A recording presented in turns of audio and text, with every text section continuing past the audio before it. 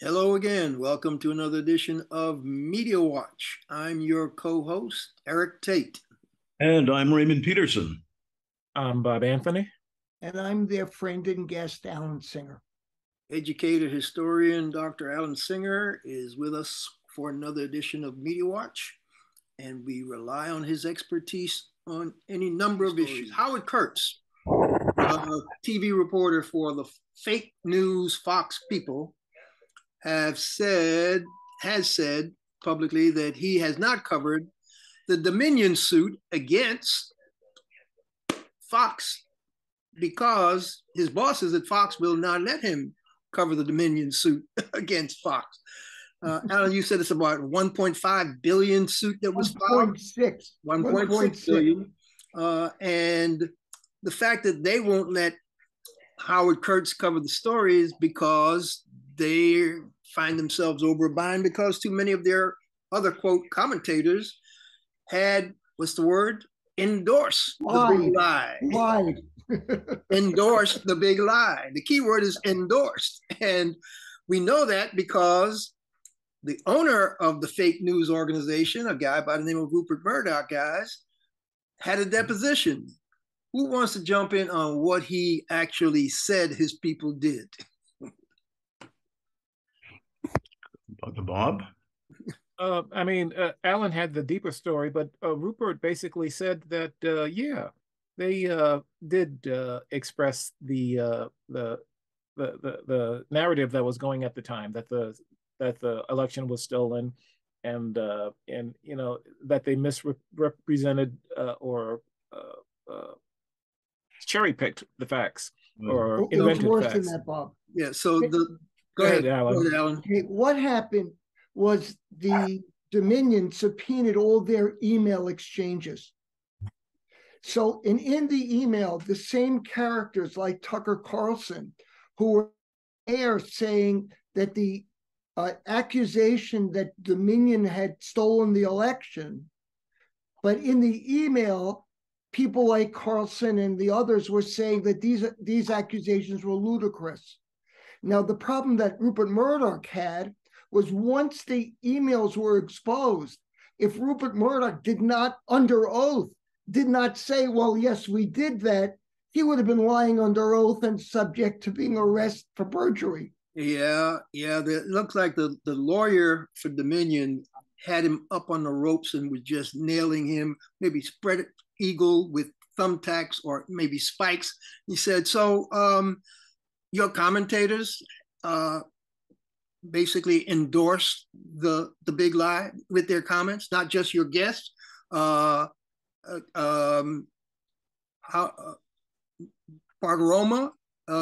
Rupert's answer was, Lou Dobbs, oh yeah, he did quite a bit. And Hannity, oh yeah, some of it, yeah, they endorsed the lie. Not Fox, just some of the Fox people. And Laura Ingraham also, and Tucker Carlson. I didn't see the text where he talked about Ingraham, but I saw those three, Dobbs, Hannity, and Bartiromo, and he had to say, yes, I will say that you were right about them endorsing the big lie. It wasn't just our guess to that effect. So yeah, the way that testimony and that deposition is going, most of the legal experts are saying Fox is basically going down the tube for 1.6 billion based on the emails, because they were texting to each other. Oh, Sidney Powell, Trump lawyer, she a flake. She's crazy.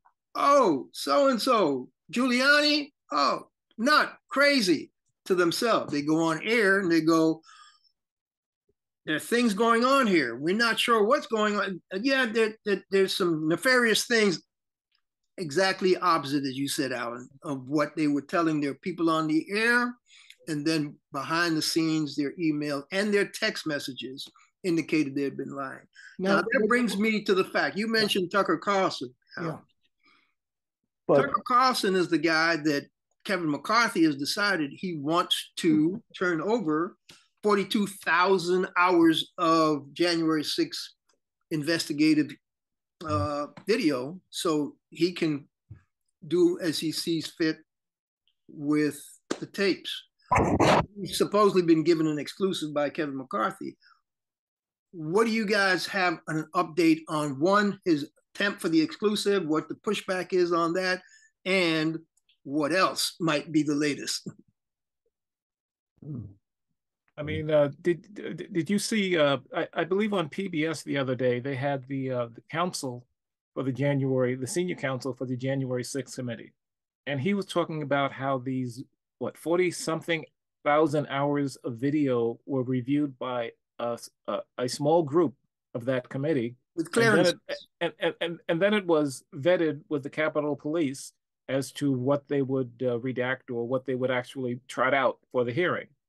All of this has gone to Tucker Carlson without redaction, without any oversight, and they're worried that there's a security concern in outing where these cameras are and where the secret passages are, where they protect the congressman people.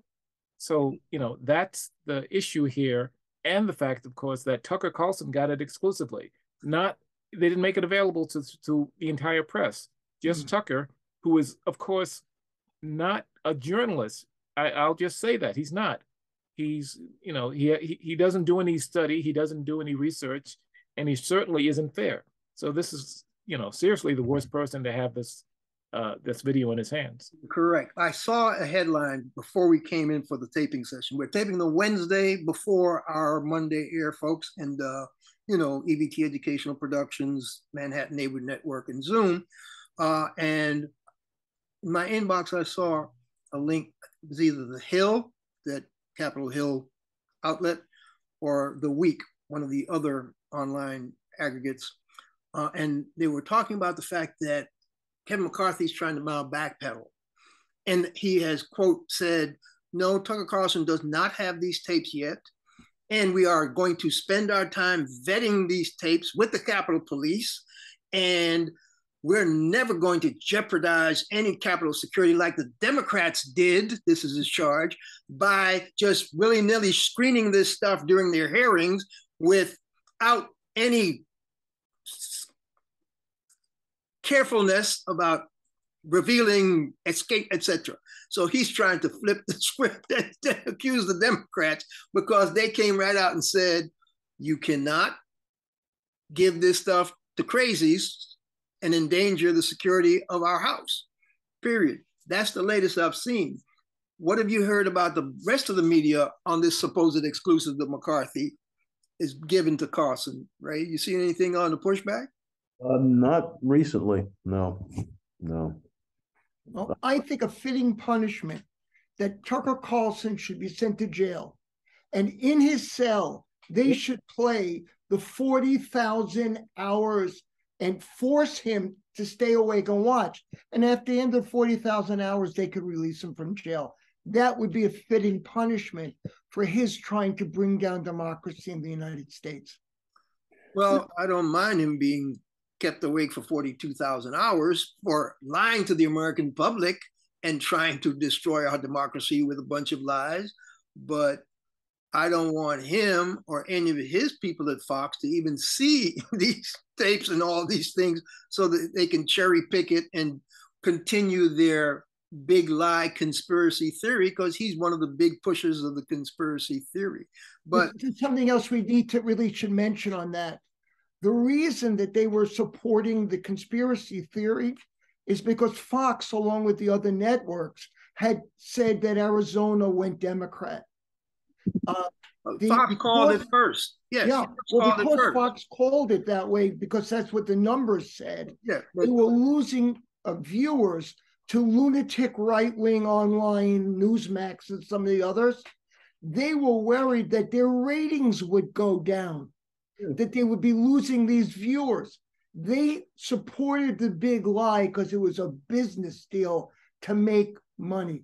Oh, well, that's what Murdoch said in his deposition. He said it wasn't about politics and it wasn't about right or left. It was about green. I think Ray was trying to slip something in. Go ahead, Ray. Yeah, exactly what my point. Eric just made it. Rupert admitted that it was all about the money. Allowing. I forget the exact quote, but something about just following the path that the viewers want.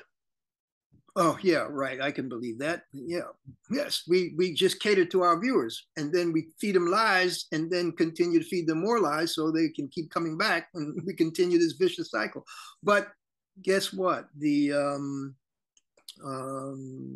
exclusive that Tucker supposed to get whenever Kevin McCarthy, who has backpedaled, now they're going to vet before they release.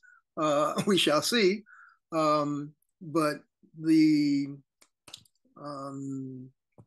exclusive been challenged by just about most of the major medias. Like they said, if we're giving this to the general public, I don't think Tucker Carlson should have this alone. I think, and they sent a letter that was signed by all the other cable outlets and I believe the other networks.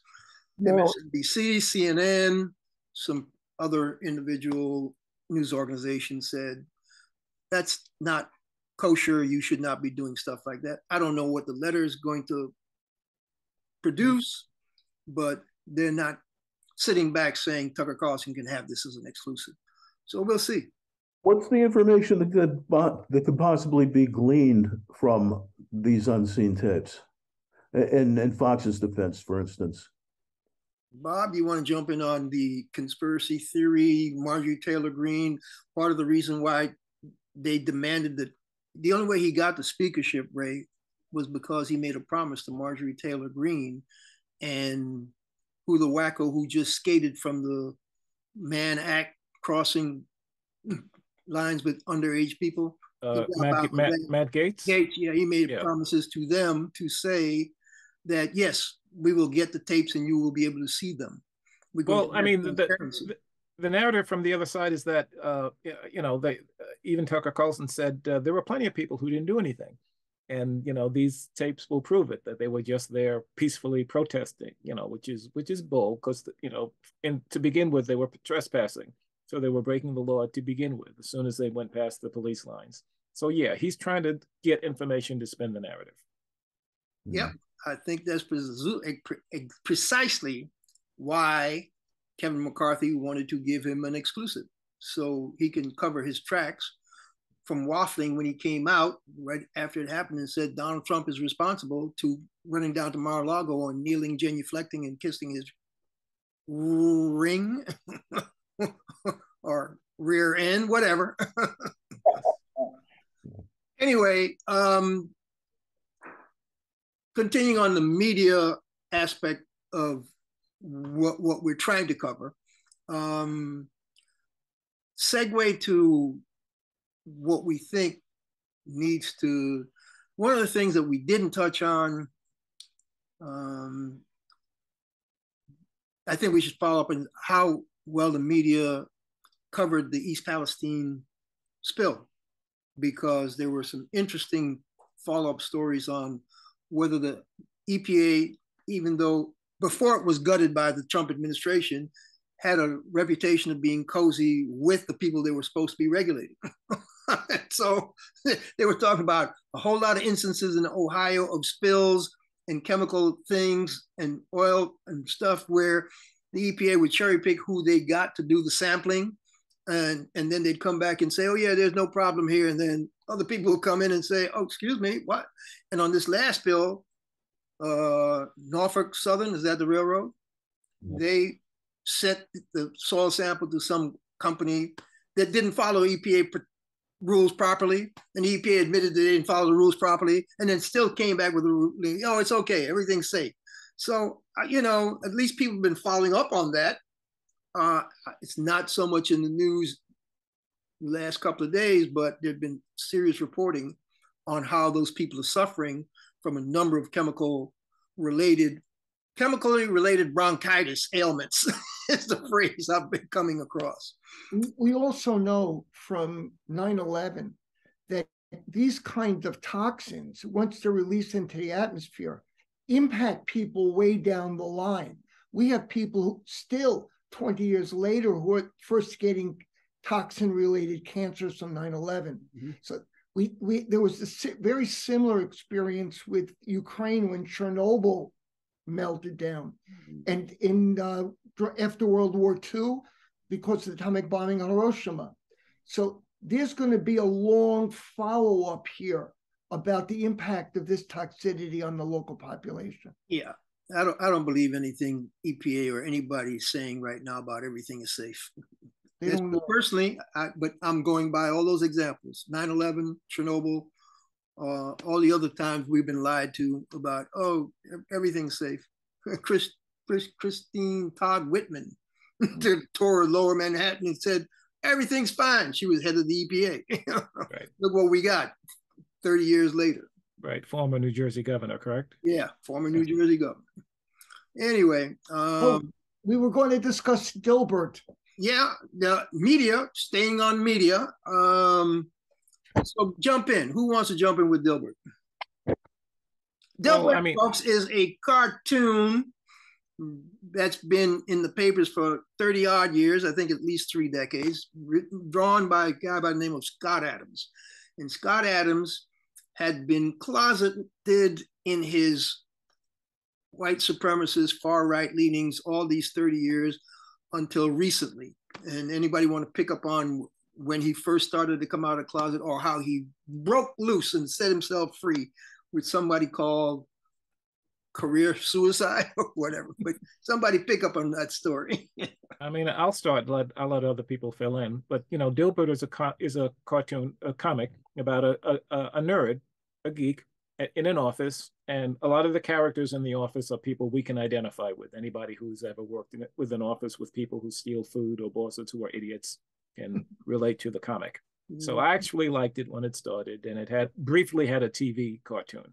But anyway, Scott Adams in a YouTube rant just a few days ago, I guess last month as we tape this, went on a racist rant. He said things like, white people need to get away from black people.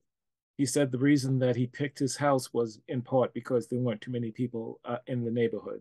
He said, based on a poll that said that a certain amount of, I think 26% of black people said that, is it, you know, they asked him the question, is it okay to be white? And 26% of black people said no. And, you know, it's the way you ask that question that elicits that kind of response, because is it okay to be white is something that white supremacist organizations have used. So when you use that in a poll, you're skewing it to begin with. So, but anyway, that's what he based his lunatic theory that black people are a hate group. And of course, much deservedly, the comic has been deleted from paper after paper. No. In New York, he was deleted by Daily News and by Newsday. And he was also dropped by Gannett, which I think is the largest chain of newspapers in the United States. Gannett. Yeah. Gannett. Mm-hmm. I think the Cleveland Plain Dealer put it well. Their editorial comment was, this is not cancel culture. All that ranting was just totally antithetical to what we believe in and what we think this country is about. Something to that effect. I'm paraphrasing. But they just said, no, he's no longer with us, and this is why. And don't be trying to call it cancel culture. Scott Adams has one major supporter, however. There you go. Jump on that one, Alan. Elon Musk tweeted that the response to Scott Adams's racism was really racism directed against white people and Asians. Why you threw in Asians, I don't know, because Scott Adams is not Asian, he's white. But this was definitely racism against white people, at least according to Elon Musk. Or the cancellations of Scott Adams' cartoons was racism against white people and Asians. But part of his statement was the media used to be racist against people of color, but now they've become racist against white people and Asians. I guess Asians aren't people of color for Elon. Could I just add something really briefly? Tag it, Bob. Just really briefly. There's a cartoonist named Barbara Brandon Croft. She's the daughter of Brumsick Brandon Jr., who did the legendary comic Luther back starting in the 60s. Yeah, and Barbara had a comic strip, one of the early black comic strips. Yes, about a young kid named Luther. But Barbara did a comic named Where I'm Coming From, and it ran from 1989 to 2005.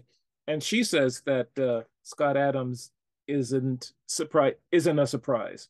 this isn't his first time exposing himself as of this ilk. He's coming from a place that is full of hate and it's not even informed. So the cartoonist community the comic community have known about Scott Adams for a while, black, white, and otherwise. So he's getting what he has coming. Yeah, well, go ahead, Ray. I'll say that, Adams in one of his defense speeches said, and I want to know what he means by this. He said, you should absolutely be racist whenever it's to your advantage. Does that include black people? Does he mean that black people can be racist when it's to their advantage? When is it to black people's advantage to be racist? I don't know what he means by this statement. I don't know what the hell he's saying. I mean, I know generally his remarks are racist, but that statement makes no sense to me whatsoever. You should be racist when that sounds like you're talking directly to white people. And when your racism is to your advantage, which it always is. I'm assuming his podcast, which I think is carried on YouTube, wherever it's carried, where his blow up actually ended up on YouTube, wherever his podcast is carried. I'm presuming and assuming that podcast was meant for white people. That's why he said what he said, except that not just white people watch YouTube. I'm glad Ray pointed that out. He's dead. That's perfect. He said it as if no black people watch YouTube. There you go. It's stupid as hell.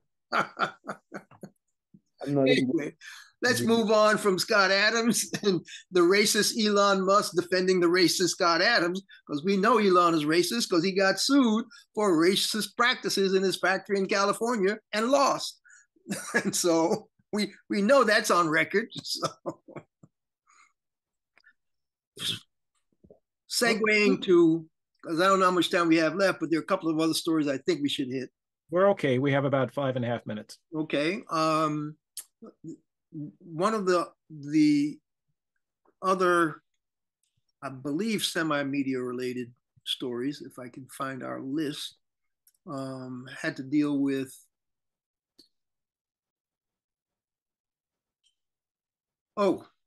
it's not media related, but we don't want to forget it. The Mississippi Legislature. Oh. And the Mississippi Legislature, we were going to do this under our crazies umbrella for the last show that we did, because this was so crazy as far as we were concerned, that we put it under the umbrella, but ran out of time with so many other craziness. But Mississippi State Legislature passed a bill wherein they've carved out a separate, we call it all white district in the Jackson is the capital city, right? In Jackson, where judges are no longer elected by the general population of, I guess, the county. I believe it's a county election in Jackson, whatever county Jackson is in. And the district where most of the white people in Jackson live will now be governed by a series of judges. The judicial system in Jackson will be governed by judges appointed by, I presume, the state legislature. I'm not sure who's appointing the judges because they're not being elected by the population. Well, I'm looking at the story from the Daily Beast, Eric. It says white representatives in the Mississippi House approved a bill to create a new district that includes all of the majority white neighborhoods in Jackson, a capital city that is 83% black. This includes creating a criminal justice system for the district overseen by an all-white power base. Right. And the judges are not elected by the general population. They are just appointed. By the Attorney General, the white Attorney General of Mississippi. Is that who does the appointing of the judges? The Attorney General? Is that what the story says? Yes. Now, apparently, blacks can get justice from white jurists and white judges and white appointees. But whites couldn't get justice in an area where blacks had an overwhelming majority. Oh. It's one of the peculiarities of American society. Oh, that's just like the justice that black people get in the criminal justice system across the country. Is that the criminal justice system that those white people are going to get? I guess I'm being facetious with that question. Did anyone put forward a logic for the need for this special district? I don't know. I didn't see They that. did it because they could. That was that's their logic. In too much of the legal system in the United States, we're seeing the same thing with the Supreme Court right now. You know, the Supreme Court in recent discussion was going to override the Biden administration's decision to forgive student loans. And what we're listening to is Justice Kagan made it very clear. The law gave the federal government the authority to waive and alter the requirements. But the judges, the 6 Republican right-wing judges, what they're doing is they're making political decisions and then just trying to find a legal justification for what they wanted to do anyway. I mean, the legal system in the United States is in very bad shape. Well, it's very frightening. These Supreme Court judges that are in the majority right now never saw a corporation that they couldn't like and pass rulings to help. And when it comes to individuals with cases before them, those individuals generally lose. And if the individuals are from the non-business class, white supremacist 1%er percentile of the population, which most student loan borrowers are, they're going to end up on the short end of the stick of whatever decision this Supreme Court makes. That is my prediction, even though they haven't come down with a ruling yet, but you're basing all your comments, I take it, guys, on the initial comments they made during the testimony this week, correct?